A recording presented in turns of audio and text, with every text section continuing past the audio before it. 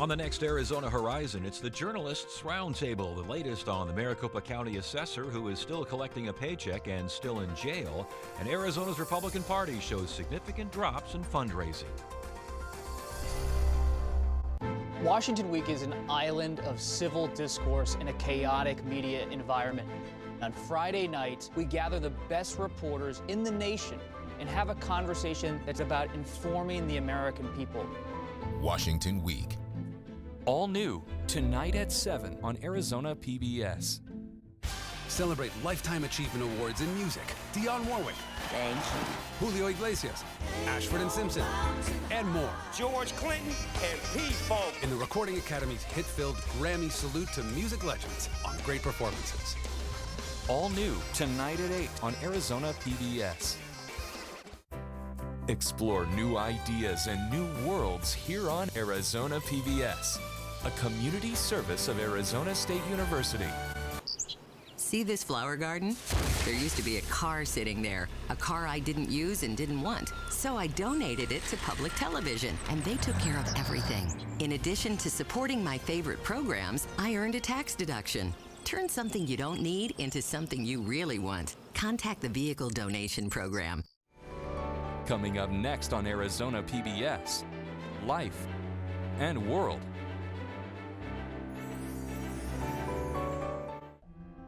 Hi, I'm Dr. Terry Woodbeck.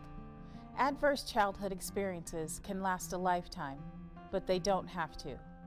You can help break the cycle of neglect and abuse. Visit azpbs.org/strongkids. Coming soon to Arizona PBS. Are you nervous? A little bit? Oh, okay. Why? Meet a team of rebel heroines working to change the way prostitution cases are prosecuted. No one in here wants to see you in jail. Blowing up on POV. All new Monday night at 9 on Arizona PBS.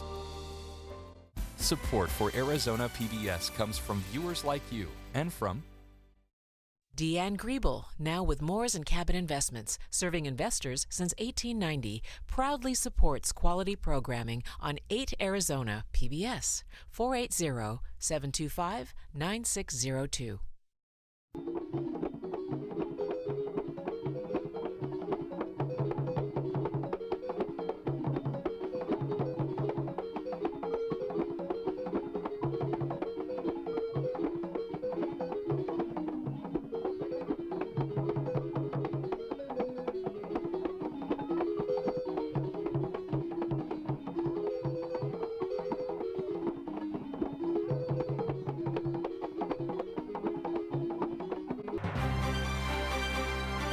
From the Cronkite Studios in downtown Phoenix, this is Cronkite News. A massive gun battle in Mexico between cartel members and officials trying to arrest one of El Chapo's sons. What this could mean for Arizona. Plus, a school in Scottsdale striving to promote healthier lifestyles for children and teens who have autism. And special lobbyists blessed on Capitol Hill the impact they'll have on the Endangered Species Act as new animal ambassadors. Cronkite News starts now.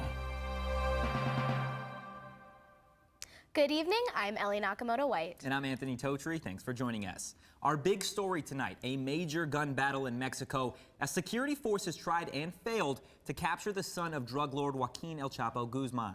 Cronkite News reporter Ricky Cornish is joining us now with how the shootout ended and the impact this could have on Arizona. Ricky? At least 8 people are reported dead in the violence between Mexican officials and members of the Sinaloa cartel. The cartel is one of the biggest suppliers of illicit drugs across the border into Arizona. The group's former head, El Chapo, is serving a life sentence in the U.S. for drug trafficking. Officials were trying to arrest his son when things turned ugly. In Mexico's Sinaloa state, vehicles burned in the streets and residents hid as automatic gunfire erupted. The cartel is one of the oldest and more established drug trafficking organizations in Mexico. Large amounts of illegal drugs such as methamphetamine, marijuana, cocaine, heroin, and fentanyl are exported and distributed in the United States. Drugs are mainly smuggled in through crossing points along Mexico's border. Many cities have distribution hubs, including Los Angeles, Denver, Chicago, and Phoenix.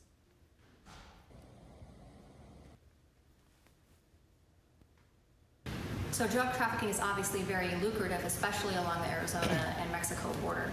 We've seen a significant increase in methamphetamine seizures, the skyrocketing of fentanyl seizures in the state, both heavily controlled by the Sinaloa cartel. There's a lot of internal struggle for who's taking over. We've got Mayo, who's still leading the charge, RCQ still in the picture, as well as Chapo's sons, who have emerged to be leaders within the organization. Lucrative opportunities are always ripe for takeover and fighting as everybody's trying to take control of the market, especially the United States. There's a lot going on south of the border, and some of it may or may not impact Arizona.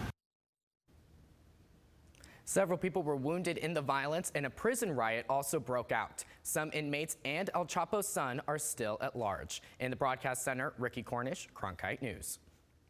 New numbers released from the Department of Justice today show a record number of prosecutions of people illegally crossing the border. In 2019 alone, 81,000 migrants were charged with illegal entry to the U.S., and Border Patrol made more than 850,000 arrests along the southern border. Officials say the increase is due to families and children from Guatemala, Honduras, and El Salvador trying to seek asylum. The National Mall in Washington is sometimes called the nation's front lawn. From concerts to festivals to inaugurations, it's a place to gather and celebrate. A place where Latinos say they should be celebrated too, as Cronkite News reporter Brian Peach tells us from our Washington bureau. Along the National Mall in Washington, D.C., the federal government has already created a National Museum of the American Indian, a National Museum of African American History, and, if advocates have their way, the building behind me could soon become the first site of the National Museum of the American Latino. And it is time, my friends, to move forward with an American Latino Museum on the National Mall as part of the Smithsonian Institution. The National Museum of the American Latino Act would direct the Smithsonian Institution to create the museum highlighting Latino contributions to the United States. It would be the first museum to honor Latinos on a national scale. And it's important for us to understand that without a Latino museum, that memory, that history, that reality, that truth will not be realized in the hearts and minds of the Latino community, of the American community, and the people of the world. The bill, which had its first House committee hearing yesterday, calls for a site on or near the National Mall, joining museums such as the Museum of African American History and the Museum of the American Indian. Labor leader and civil rights activist Dolores Huerta said it's important to honor the Latino community's long history of contributions to the United States. And they don't realize that we have been here since before the United States was actually a country, a government, you know, that we were here before that time. There's still a long road before the museum can hold its first exhibit. If the bill passes, there will still be years of designing, building, and fundraising for the project. The African American History Museum and the American Indian Museum both took over a decade from fundraising to opening. Advocates say they have enough votes in the U.S. House to get the legislation passed, but they're still working toward a majority in the U.S. Senate. In Washington, Brian Peach, Cronkite News. President Donald Trump is fond of talking about the swamp creatures he says inhabit Washington. Well, while they weren't from the swamp, there were some actual creatures last night at a Capitol Hill event. And they were there for a cause, as Cronkite News reporter Heather Cumberledge reports from D.C. Lobbyists on Capitol Hill come in a lot of different shapes and sizes, but not many come with feathers, scales, and covered in fur. Then again, these are not your typical lobbyists. We're here today to keep saving our animals and realizing they are a very valuable part of our creation. The blessing was hosted by the National Religious Partnership for the Environment and the House Natural Resources Committee. And the animals were in a Capitol office building to bring attention to endangered species. Through the blessings, the endangered animals were named ambassadors for their species. A bearded dragon, a ball python, a tortoise, a terrapin wood turtle, a macaw, and an African gray parrot were all brought out to highlight the importance of protecting species. It wasn't just staff participating in the event. Furry friends of Capitol Hill workers and lawmakers were invited to come participate and receive a blessing as well. At this time, we invite those of you who have other pets and animals to come, and we will offer a blessing to them. May you enjoy life together. It's often said we should be the person our pet thinks we are, and we'd be better humans for that. In Washington, Heather Cumberledge, Cronkite News. The blessing of the animals comes as Congress is considering plans to revamp the Endangered Species Act. But with Democrats and Republicans in the House each pushing vastly different approaches to the law, it could turn into a dogfight on Capitol Hill. Sometimes it's a jungle in Washington. We're joined now by Ricky Cornish for our forecast. But Ricky, first, how you doing? I'm doing well. How are you guys? Doing great. Now, Ricky, we know DC's a jungle, but we're in the desert here. That's right. So what's the weather looking like in the desert? Well, even though we live in the desert, we're finally going to get some cooler temperatures, which I'm sure we can all agree we've been waiting for this. 100%. Yes. So let's start with tonight. Let's take a look at the evening planner. And just from the start of it, the temperatures are a lot lower than we're used to. Once we get down to 9 p.m. tonight, the high is just 75 degrees, which is such a relief since we've been dealing with some high temperatures for quite a few months now. But if we go into the weekends, let's start with the amazing temperatures just sprawled across the state. Here in Phoenix, the high is going to be 86 degrees. But if you want to go up north, 66 degrees in the Grand Canyon and 63 degrees as the high in Flagstaff. Later in the show, we're going to show you some amazing foliage you could check out if you decide to go this weekend. As we look throughout the valley, across the valley, we see 86 degrees is the high in Tempe, and then just 85 in Surprise. This map itself, just take a look at it. Highs of 80s throughout the whole day tomorrow. It's definitely something we've all been waiting for. And then let's get into your weekend and your 7-day forecast. Highs this weekend are just 87 degrees for Sunday and Monday. As we go along throughout the week, a high of 92 on Wednesday. Overall, low 90s and high 80s. It's going to be fantastic. In the Weather Center, Ricky Cornish, Cronkite News. The Arizona jobless rate is down again, dropping from 5% in August to 4.5% in September. The State Office of Economic Opportunity report also revealed last month Arizona's non-farm employment went up by 65,000 jobs. In the construction sector of the state, added about 12.4 thousand new jobs. Gym class, something not many students look forward to in school, but one private school in Scottsdale is working to change that. Cronkite sports reporter Mackenzie Pavicic went to Gateway Academy to see how they're revamping PE. These are the kids that are picked last. They have this horrible perception of what PE is all about. At Gateway, with our Get Fit Mind and Body program, they make it fun, they make it interesting, it is kind, it is respectful. The Gateway Academy is open to students grades 3 through 12 who have level 1 autism spectrum disorder. I'm the goalie! The Get Fit program helps students learn to balance healthy brains with healthy bodies.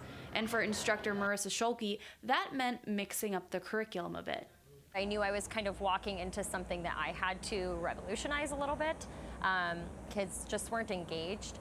And so I was able to bring in a lot of kind of new and fresh ideas. Scholke's fresh ideas included incorporating things like yoga and weight training into daily life at Gateway. She says after a little pushback, students began to slowly warm up to their newly structured class. She has many things in her toolbox when a student is saying, no, I really don't want to try it. Those tools come in handy for many of Scholke's students. Josh Smith is one of them, and he's been at Gateway for as long as the Get Fit program has. When he first got here and Coach Marissa got here, they butted heads. He did not want anything to do with gym, and now that's all he talks about. Anytime I get to do exercise, any chance I get, to makes me excited to where I can't wait to do it. But Josh wasn't always this enthusiastic about gym class, or much else when he was in public school. Josh was the kid who, come recess time, he'd go and just sit. You know, he wouldn't play anything. He wouldn't associate with anybody, you know, and every day coming home from school, I hate it. I don't want to go back. A 2012 study published in the American Journal of Occupational Therapy looked to see if yoga had an impact on the behavior of autistic students. It compared a group of students who had yoga introduced regularly into their classroom to a group who didn't. And what the study found was that when yoga was introduced regularly into the classroom setting, teachers noted a decrease in what they call maladaptive behavior. Things like irritability, social withdrawal, and hyperactivity all decreased significantly over time in a small classroom setting, similar to what exists at Gateway. The growth over the past 4 years has just been unbelievable. He has gone from F's and D's in school to straight A's. Josh says that yoga and the rest of Get Fit has had a noticeably positive impact on his daily life. It's made me more calm and more relaxed than how I would normally be without it. And before I would be constantly stressed out and I would be just really anxious. But now I've noticed a major change since I've been starting to do yoga and more exercise. It means the world to me that, Josh or just any student is taking at least a little bit of what I'm teaching and applying it outside of school. That's been my one objective, is if they can take a tool or two to keep with them, to carry with them throughout adulthood, and then they are acting on that, then that's monumental, especially for our population of kids here. And as Josh gets ready to move into adulthood, he says he's looking forward to getting the full college experience at a four-year university where he plans to study psychology. I think that studying the human behavior is an interesting thing. Sweet says the Gateway Academy guides its students in the direction of a community college before making the jump to a larger four-year university. But the biggest takeaway she wants her students to graduate with? Feeling like they are a warrior, that they have incredible talents, they are good, kind human beings, and the world is a welcoming place as opposed to a place of rejection. In Scottsdale, I'm Mackenzie Pavicic, Cronkite News. Coming up next, Cronkite News in Review. We take a look back at some of our top stories from earlier this week, including Arizona lawmakers saying enough is enough as the Trump administration considers rolling back emission standards across the country. And ASU football is now ranked 17th in the country. We catch up with head coach Herm Edwards as he takes his wisdom from the gridiron to the classroom.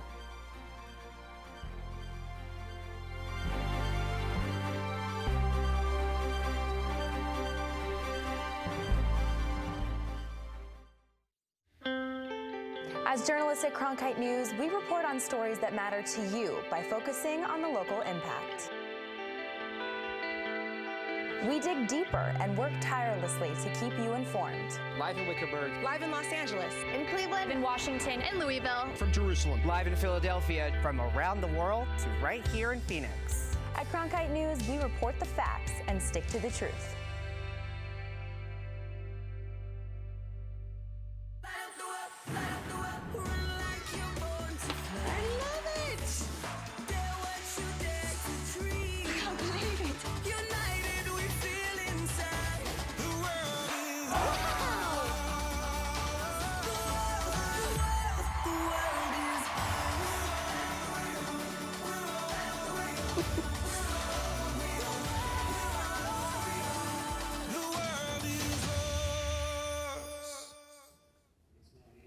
Welcome back to Cronkite News in Review. One of our top stories this week, finding remedies for problems in the Arizona foster care system. Those from outside and now inside our government are looking to get involved. Wednesday, I took a closer look at how a new program between the Maricopa County Sheriff's Office and the federal government could provide much-needed help for teens who are about to age out of foster care.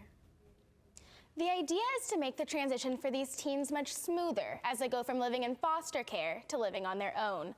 Officials say that for some, the first step to being a successful adult is to have a stable living environment.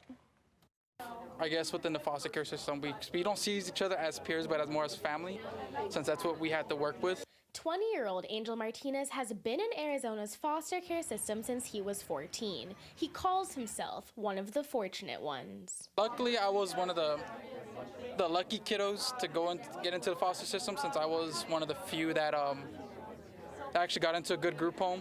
And that can be critical for foster youth like Martinez. The Arizona Department of Child Safety reported in August of 2019 there were roughly 874 foster care children between the ages of 18 to 21. However, those who work with these young adults say that number can get even higher. In Arizona, we have about 950 young people each year that transition out of foster care over the age of 18 who do not have a permanent family. When kids turn 18, they either have an option to stay in the system on a voluntary basis or leave. But we know right now At least 50% of the 950 youth that are leaving foster care leave, right at age 18 because they're tired of the system, they're tired of adults telling them what to do all the time, but they might not have the skills and opportunities that they need to be stable as an adult. This can lead to many of them walking away without a permanent home. And we know that generally in the nation and in Arizona, about 1 in 4 youth who transition out of foster care experience homelessness. Beth Rosenberg says there is a solution through this new program. We are going to give you housing vouchers, Sheriff's Office. Now our next step is to figure out how to get that out to youth. The process for this initiative is to work with the housing authorities to make sure that they apply. Eshawn Peterson was in foster care herself and knows how difficult it can be to transition out of the system. That's why she started Onward Hope, a nonprofit child welfare agency that is partnering on the Housing Vouchers program. A lot of people don't like to rent to young folks, but this is a population who is resilient and who have grown and who are wanting to work on themselves and be productive citizens. For those like Martinez, new programs like these will hopefully serve as lifelines to a better future. To see that the youth, the younger heads that looked up to me within the group home probably as an older sibling, it's good and comforting to see that, okay, cool, now that they have that extra footing for them for as they leave or age out. Officials say this is the first step in improving Arizona's foster care system. Youth can start applying for the houseless vouchers now. Live at the digital desk, Ellie Nakamoto-White, Cronkite News. Earlier this week, the Phoenix City Council voted to approve a new fee for ride-sharing services around Sky Harbor. Starting next year, companies like Uber and Lyft will be charged $4 for every ride to and from the airport. Officials say the move is intended to help cut down on traffic in the area. Rideshare services now make up 70% of commercial traffic near Sky Harbor, a massive jump from 9% just 3 years ago. Officials also hope the fees will encourage travelers to use the free Phoenix SkyTrain. A new study has once again found numerous toxic heavy metals in baby food. A test of 168 different products from major manufacturers found lead in 95% of samples, arsenic in 73%, and mercury in 32%. Trace amounts of each metal are linked to impaired brain development in children. The worst offenders from the test were products containing rice, sweet potatoes, and fruit juices. Doctors suggest pureed vegetables, oatmeal, and avocados as safe foods for the infants. Thursday morning, some state Democratic lawmakers called on Arizona's U.S. Senator Martha McSally to oppose the Trump administration's plan to relax the standards for what comes out of your car tailpipe. Cronkite News reporter Melanie Porter explains. The Environmental Protection Agency regulates the emissions and fuel efficiency for cars, trucks, and motorcycles. The Trump administration wants to reduce these standards. Today, Arizona legislature said that change would be a step in the wrong direction. As a mother, I want my babies to be able to spend time outdoors. Kulumba Saenz is a mother of 3 and sees the impact polluted air has on her children. Unfortunately, I've been forced to limit their time outdoors due to poor air quality. But besides public health, Democratic state senators believe these clean car standards push our economy and innovative thinking forward. Like it's been reported, Arizona has already saved $680 million at the pump, and we're expected to add over 9,000 new innovative jobs by 2030. It means, and what it means, it's actually being innovative about how we are looking at technology, making sure that cars are much more fuel efficient. And that's important because that spurs innovation in how we move forward. Democrats say that rolling back these clean car standards would be detrimental to the earth and our health. But the Trump administration is adamant that rolling back these standards would make cars and gas more affordable. President Trump tweeted his thoughts on this issue back in September and said lowering clean car standards would lead to safer vehicles and more car production. His proposed rollbacks would especially impact 14 states, including California, that have higher emission standards. Democrats in Arizona are calling on Senator Martha McSally to oppose these rollbacks. McSally has the opportunity to show the voters of Arizona exactly what kind of leader she is. Whether or not a state should be able to protect its citizens from pollution should not be a political issue. This proposal is an attack on states' rights just as much as it's an attack on common sense safeguards put in place to protect us from pollution. Since 2012, oil and energy political action committees have donated more than $80,000 to Martha McSally. Cronkite News reached out to the senator's office for her response on Trump's plan for clean car standards, but we did not receive a response in time for this broadcast.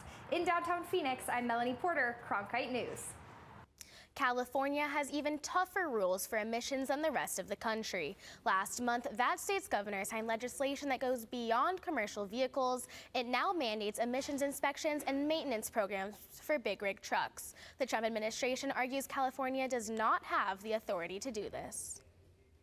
You may think Arizona doesn't have 4 distinct seasons, but if you head up north, you can find glorious fall foliage. This video was taken at Lockett Meadow near Flagstaff earlier in the week by our very own drone pilot, Jordan Evans. If you want to catch all the colors of the season, you better plan a trip soon. Once the temps tumble, you'll only be able to enjoy winter white. ASU head football coach Herm Edwards always says that as a coach, you're also a teacher. And as of a few months ago, that became true for him. Cronkite News reporter Matthew Roy has the story. Edwards has left his mark on all levels of football. First as a player, then as a coach, and then, and most importantly to those at the Cronkite School, as a media personality and analyst for ESPN. Now, he'll be bringing lessons like "Don't press sand" to classrooms down on the ASU's downtown campus. Kicking off what is going to be a very exciting fixture for us here at the Cronkite School, and that is conversations, plural, with Coach Herm Edwards. As of the spring of 2020, ASU head football coach Herm Edwards won't just be on the sidelines, he'll be in the classroom too, as a professor of practice at ASU's Cronkite School of Journalism. But how did this idea even come up? Well, Edwards was convinced by his former agent and current ASU athletic director, Ray Anderson, along with school president, Michael Crow. It was just kind of a conversation, and Dr. Crow was really kind of spearheading it. He says, why wouldn't we do this? And I said, I'll be fine to do it if you want to do it in the spring. After that, Anderson had to convince Cronkite School Dean Chris Callahan, and well, that wasn't very hard. Chris was gleeful and instantly supportive and very aggressively wanted to move to make it happen. When he called me, just Ray, Ray and I know each other very well, and he called me, and he was about halfway through the idea. I'm like, I get it, I love it, let's do it. Next time Edwards is in one of these classrooms, it won't be as coach, it'll be as professor, and he might just have a few surprises up his sleeve. What he will also do is bring so many of his friends and colleagues and peers in the business here to ASU's campus to add their voice to what he's trying to teach and present. Whether I bring in folks along with myself that have worked in television, that would kind of be interesting too. The format for the classes or lectures is still up in the air, but one thing is not. Edwards and Anderson will be the first football coach and AD duo in the Power 5 conferences to also be faculty members. The fact that they are also the only African-American duo has Anderson hoping this opens the door for others. And the fact that we're 2 African-American men able to have this opportunity, we just want to make sure that it's an opportunity and a message that gets across to all the folks who may be interacting with us, notwithstanding race, color, religion, creed. Edwards and Anderson have been friends for over 25 years and are now innovating and making history in the Valley of the Sun Devils. Callahan said starting in the spring, Edwards will teach in a multitude of different ways, including seminars, lectures, and classes, but don't expect the coach to come teach your journalism class. He's got some winning to worry about. Cronkite News is proud to be the news division of Arizona PBS. Here's what's coming up on Arizona Horizon and PBS NewsHour. On the next Arizona Horizon, it's the Journalists Roundtable, the latest on the Maricopa County assessor who is still collecting a paycheck and still in jail, and Arizona's Republican Party shows significant drops in fundraising. I'm Judy Woodruff. Tonight on the NewsHour, Turkey agrees to a temporary pause in the fighting in Syria. What it means, coming up after Cronkite News and Arizona Horizon on Arizona PBS. That's it for Cronkite News tonight. Thanks for joining us. For top Arizona stories anytime, go to cronkitenews.azpbs.org.